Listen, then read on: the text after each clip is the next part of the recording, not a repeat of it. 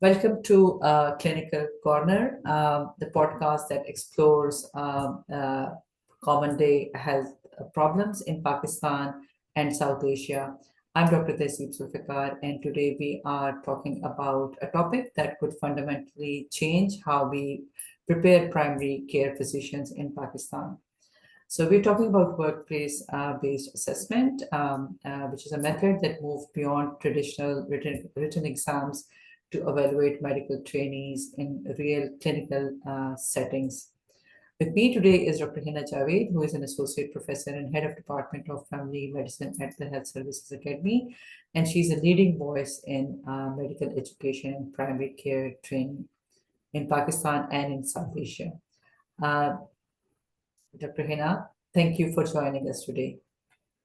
Thank you very much for having me again. And we look forward to this.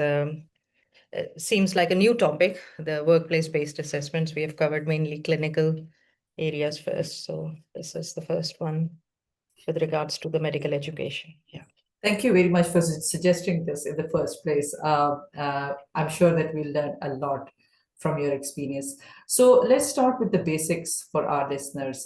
When we talk about workplace-based assessment, what exactly are we referring to, and how do they differ from the traditional methods? Okay, so what are workplace-based assessments? So these are in-job training uh, in the medical post-graduation arena. And I'm going to talk from the primary care family medicine point of view. So when a student enrolls in a course, in a program, depending on whatever the duration of the program is, there are certain methods of assessments. There's a formative assessment, which happens as we go along. And then there is a summative assessment, which is towards the end as part of the exit exams. So some of the workplace-based assessments can be part of both formative, which is while they are training and we are giving the students feedback on their performances so that they can develop skills and competency and the knowledge. And some of them become part of the summative exam as well. So they can be used either ways. So the main purpose is the assessments is it could be a mini KEX, which is mini clinical evaluation tool, a case-based discussion, directly observed procedural skills. And it could be a COT, which is a competency observed tool or a consultation observed tool. Consultation competency needs to be developed. Now, COTs are basically primary care based, Mhm. and their counterpart in hospital setting is a mini KEX, mini clinical evaluation. So there are validated questionnaires for all of them, which gives us not only the trainee, but the trainer, the idea what to look for, what we are assessing. So it's basically case to case, and it looks at how the postgrad doctor consulted, carried out the consultation in terms, and then there are divisions for each category as well. So in consultation, how was the data gathering? Was ICE, which is idea, concerns, and expectation of the patient addressed. They can be done live. Um, some of them can be done live, like the supervisor is actually watching you do it in the primary care setting or in the hospital setting. They can be done as a video because sometimes we don't have enough faculty. Mhm. And they may not be available, or we could be short-staffed and certain things. So through video consultations, obviously we take consent from the patient before we record it, and the student can then show it to them. So, and in order to have the videos to be presented to the supervisor, there has to be a dedicated time for that. And then there's a tick box exercise, and the feedback is given. If you did this, why did you do that? What was the reasoning? So it kind of it bridges a gap between the theory, the theoretical knowledge, and the practical knowledge. So it's the application of what they have learned, say, in a guideline. Have they applied it in clinical practice or not? So this is basically, in a nutshell, what assessments are. So why do we need these assessments in primary care training? I mean, given that these doctors are already trained in the hospitals, I'm assuming that this training would happen after they do finish their internship or house job. So why do we need these trainings in primary care? Yeah, sure. That's a very good question because we get asked these questions. Why does a doctor who's qualified as an MBBS and has carried out a 1-year house job requires further training? Now, every specialty is different. In medicine undergrad, we obviously, as students, we read about everything. So we read about the basic sciences and then we read about the clinical sciences. We do the internship from third year onward, and in some kind of a curriculum in certain institution, you start from the first year. So it depends on where you are trained. But these are all supervised. Even the house job is kind of more supervised. Now we are preparing these trainees to become independently practicing physicians or surgeons or whichever field they choose, but they have to acquire a competency. Now there are several stages to acquire a competency. And when we do these assessments, the assessor actually marks the final comment, or one of the comments is, this candidate or this resident doctor is capable of performing this procedure unsupervised, or this so-and-so doctor is capable of attempting this procedure partially supervised. So, and then we identify, oh, this particular competency needs to be achieved. So it gives a trainee a feedback, oh, I just need to focus on 2 or 3 areas rather than the entire spectrum, and then do it. And I'll give you a small example. There are a number of directly observed procedural skills that one can acquire. We'll start with something basic like examination of a system. So we examine a number of systems. So the ENT system is one of them, the ear, nose, throat examination, chest examination. In the chest, there is a cardiovascular and respiratory system, then the abdominal, and then further down. So there are certain sensitive private areas, and there's a certain procedure for examination of them. You need to have a chaperone or a third person when you are assessing patients for these. So these are some of the areas that are part of the training. And similarly, the central nervous system examination and so on and so forth. So the DOPS, which is directly observed procedural skills, can be, it depends. The students picks up, say, in some of the trainings, you have to give them a number of every assessment that they have to do. So if you say 2 per semester, then 2 is the minimum, but they can go beyond whatever they feel like. They can do more than 6 or 8 or 10 or whichever. So it actually gives the student the a kind of feedback, or what are my learning needs? So that is what it is.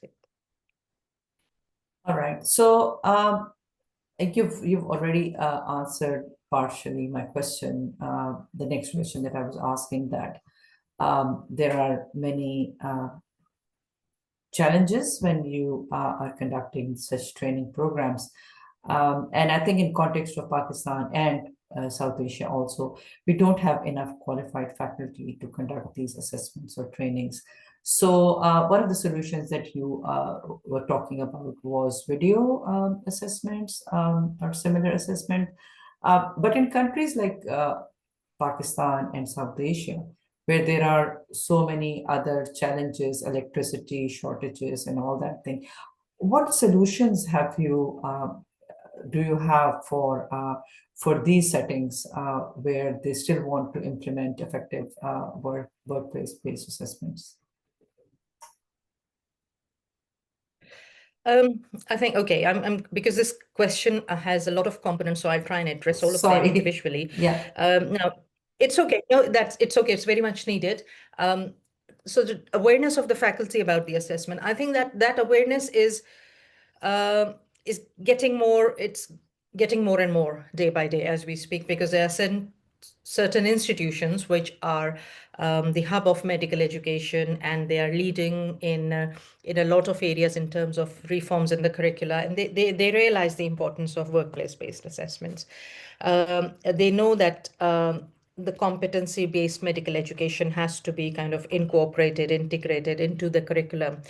Uh, in order to train the faculty to contextualize the learning through these focused assessments requires train the trainer courses, making those trainers who may not have experienced these assessments as part of their training, they get familiarized with it. But I think this is something which is like a snowballing effect. It's on the rise, but it's gradually and slowly getting there. Now, in terms of availability like electricity or internet, about 2 days ago, we were having an online session as part of our course program. But there was a shutdown of internet across, it was countrywide. And it just happened as we were about to start our, so we had to kind of, we tend to reschedule these things and kind of make up for the time that is lost. It depends, you need that kind of persistence and dedication from both sides, not only the faculty, but also from the students. We all realize what are the limitations and there are certain challenges that we face. And we have to kind of make the best use of resources available that we have from whatever is available. So as we say, maximum utilization of minimum available resources. So I believe in that, in this theme. Um, I don't know if I've answered all the components, or is this? Yeah, no, you have answered most of the Okay. questions. So my concern about not having trained faculty, you've already answered that, training the Yeah. trainers. So that's, you've answered all the questions. Thank you very much, Yeah. Dr. Hina. Okay, from your experience, how do trainees who've been assessed through workplace-based assessment perform in actual clinic practice compared to those that are trained through traditional methods? Okay. Well, because I've been in the teaching and I've been involved in these kinds of assessments for a while, when a student is not exposed to it, the first thing is a fear factor. They tend to kind of run away from it. And I'll give you a simple example. Um, we were going as we thought it was convenient for the candidates to follow, because we didn't want to kind of pressurize them too much. So it ended up as a case discussion rather than a case-based discussion. And then we tried to kind of streamline the process, and we asked them, oh, from now on, you will have to send us the case at least a day before or few hours before the meeting so that the assessor has read it. Previously, we weren't doing it because we didn't want to kind of put them on under too much pressure. And when we did this change, the first online session that we had, nobody turned up. And then we Mhm. realized, oh, they may be scared now. So we had to kind of go very slowly and without kind of making them fear and run away from it. Now, when you give them the forms, the different types of forms about the assessments, they say, oh, I've never filled it. How do I fill it? Um, I don't know what to write in this section. I don't know how to reflect. In essence, some of them are actually reflecting, but they don't know that they are doing it.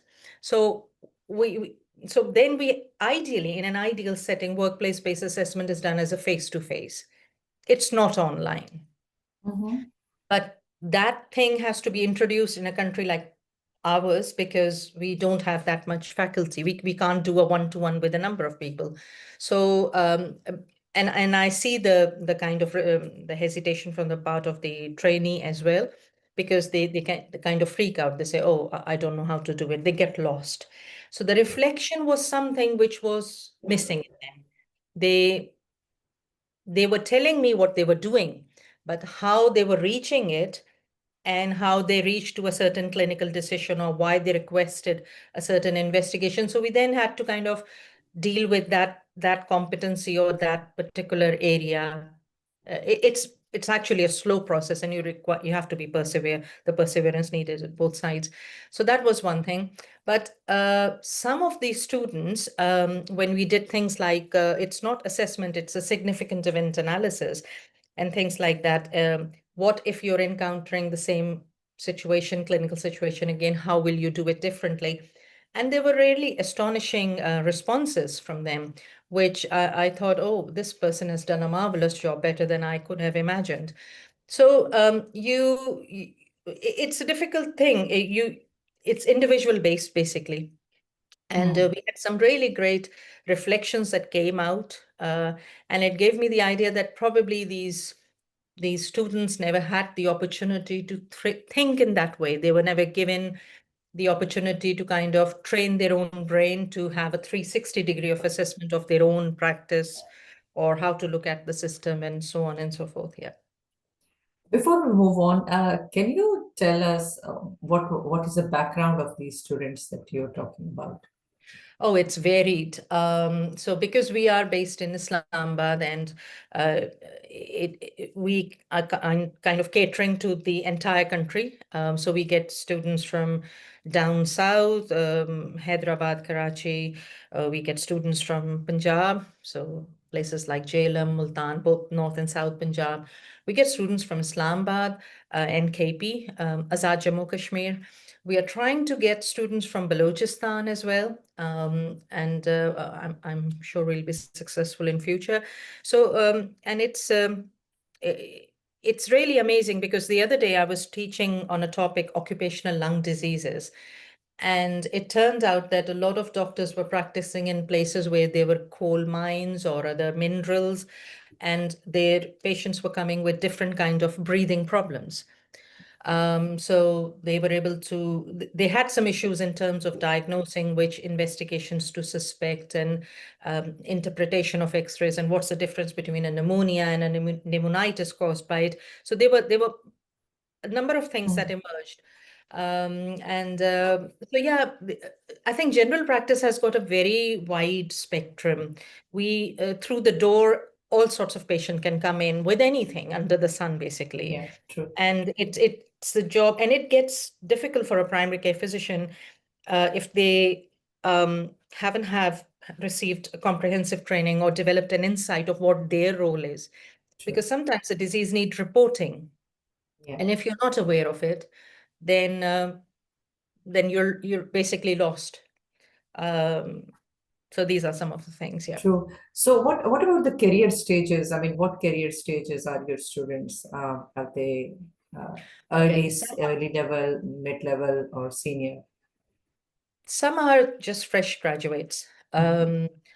Some have work experience, so they've been working in the either public sector or private sector healthcare facilities for years, basically.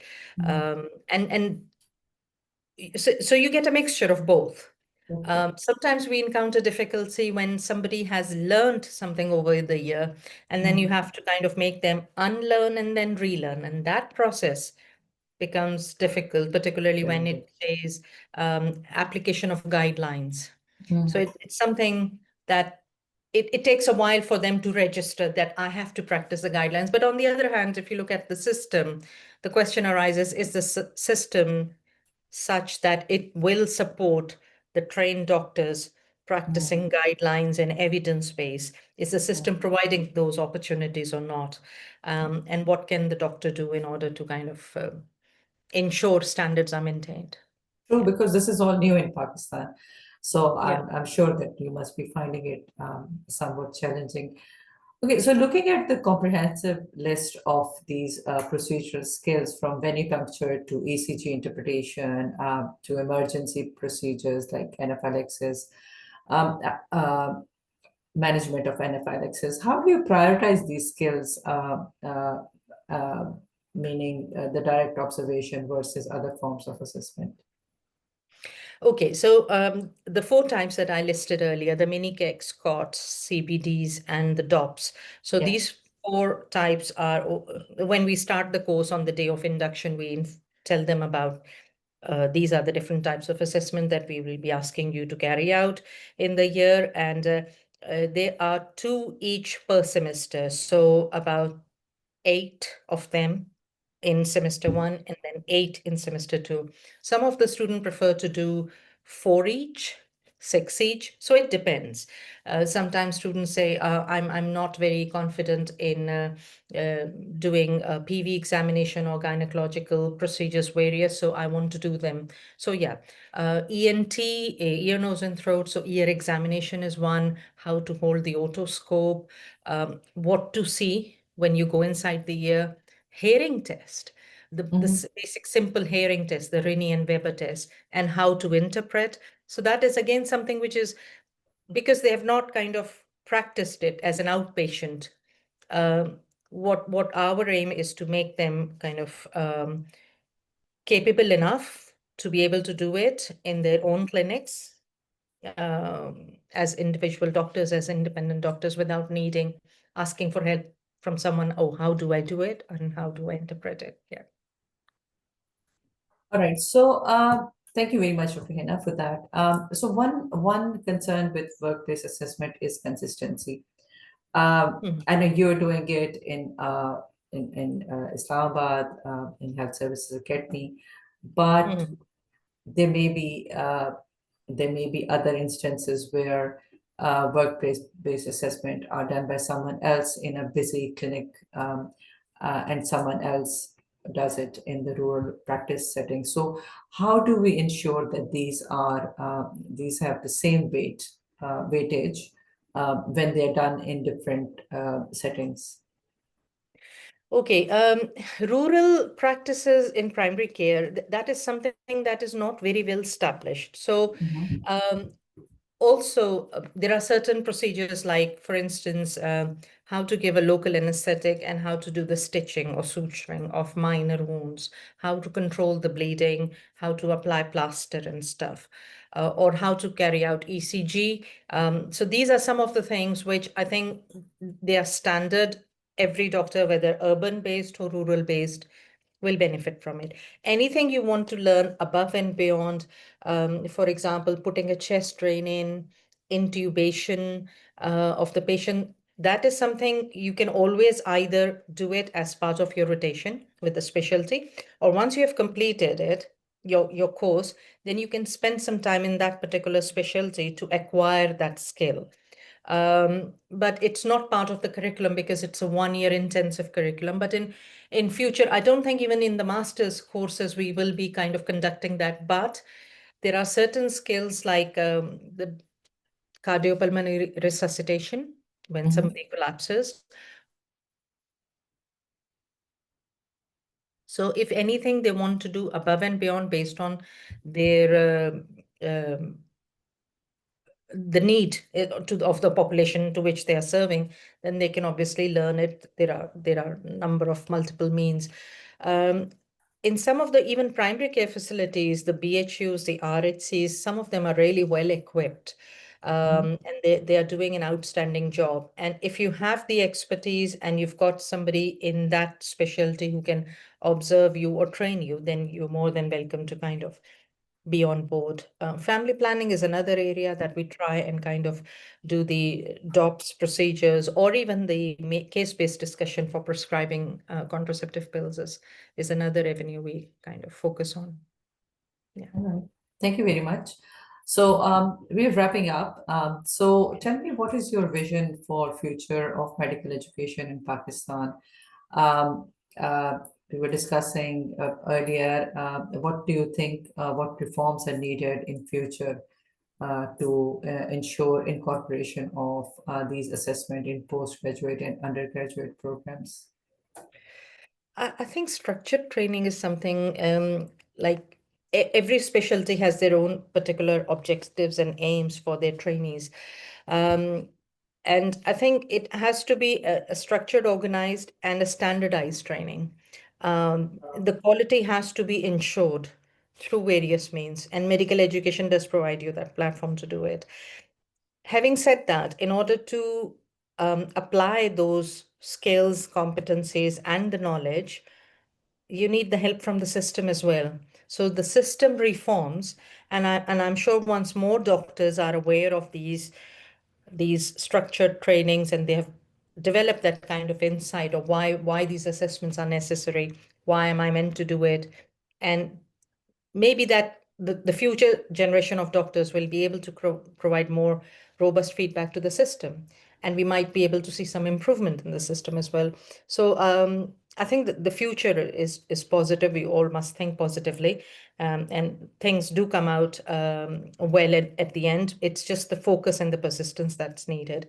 And I wish more people can kind of incorporate these assessments in their curricula as well. So are they being incorporated across the board, or they're just few institutes that do it and few who doesn't? I don't think it's uniform at the moment. There are certain institutions which, or courses or programs that focus on it uh, very strictly, and they have got the criteria defined very well, and the students are aware of it, and then they follow it. But I think it needs to be kind of generalized. It has to be across the board, nationwide kind of thing. I think that is lacking, but I think work is in progress. Mm. And the more number of people are aware of it, more they'll be asking for it as well. Yeah, okay.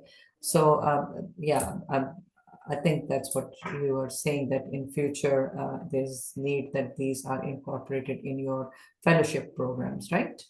Yeah, yeah. All right. I So think any they're part of final? the fellowship Mhm, programs already. mhm. They are part of the fellowship programs already, but I think, but not, it's offered by in an individual institution, a certain institution, Mhm. but not all postgraduate qualifications have it. But I think we need to learn from those institutions that are applying it at the moment. Yeah. All right. Yeah, thank you very much, Dr. Hina, for that. But any final thought for your listeners, medical educators, policymakers, or your students? Well, just for the students mainly, that don't fear and don't run away from assessments, or even if you're feeling pressured, just realize that this is something for your own good. It is giving you an opportunity to learn. So invest your time in these assessments. Don't consider them just like tick boxing exercise. Oh, I just have to complete the numbers and I'll be done and dusted. Get involved in the process of learning, and it will help you in your clinical settings as well. Yeah. Thank you, Dr. Hina, for your enlightening discussion. I think you've given us much to think about regarding the future of medical education in Pakistan. All Um, right. Sorry, what happened? I think it just all blacked out. Hopefully, we will meet again in a couple of weeks to Yeah. explore another topic. To our listeners, this conversation highlight the potential for transforming how we train primary care physicians in Pakistan. And we would love to hear your thoughts on assessments. If you are an educator and are implementing these in your institute, please provide us with your experience uh, in the comment section of our podcast.